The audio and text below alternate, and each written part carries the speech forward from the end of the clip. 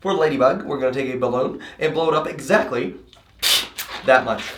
Now, when I mean exactly that much, I mean just put a little bit of air in there. We're going to do about 8 bubbles and then cut it off. So we're going to make one little bubble for the head. We're going to follow by 4 little bubbles for half the feet and the other half of the feet and twist those together. Then we're going to make the back bubble. We're going to twist and roll through a couple of times. We're going to take the end of the balloon, cut it, tie it off next to the body.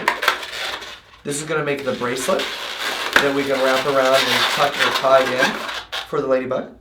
And what really makes this look like a ladybug is going to be the artwork. So you're going to make 1, 2, 3, 4, 5, 6, 7, 8, 9, 10, 11, 12, well, as many spots as you want.